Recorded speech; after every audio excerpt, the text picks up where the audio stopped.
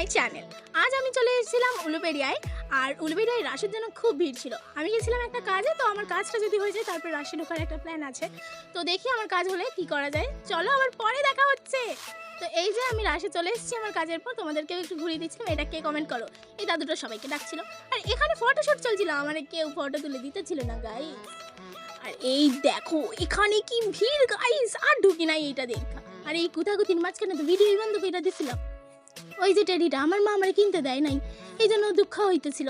নাগরদোলাও চড়তে দেয় নাই আমার মা, আমি এই জন্য একটু দুঃখ করে কাঁদতেছিলাম এখানে। তো গাইস আমি যা বুঝলাম, তোমাদের বয়ফ্রেন্ড থাকলে তোমরা অবশ্যই নিয়ে যাওয়ার চেষ্টা করো। আমার নাই, তাই আমি নিয়ে যাইতে পারি নাই। তোমরা যদি এখানে বয়ফ্রেন্ড না নিয়ে যাও তাহলেও সমস্যা, আর বয়ফ্রেন্ড নিয়ে গেলেও সমস্যা। বয়ফ্রেন্ড না নিয়ে গেলে তোমরা এখানে সুন্দর সুন্দর পোলা দেখতে পাবে, আর বয়ফ্রেন্ড নিয়ে গেলে তোমরা এখানে সুন্দর এই ঝিলমিল বেলুনগুলো কিনতে পারবা, যেটা আমার মা আমার কিনা দেয় না।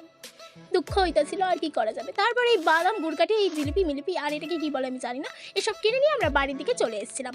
আজকের ব্লগটা এখানেই শেষ করলাম। ভালো লাগলে লাইক কমেন্ট শেয়ার করতে ভুলো না। আর যদি এরকম ব্লগ আরও পেতে চান সাবস্ক্রাইব করে দাও চ্যানেলটা। বাই।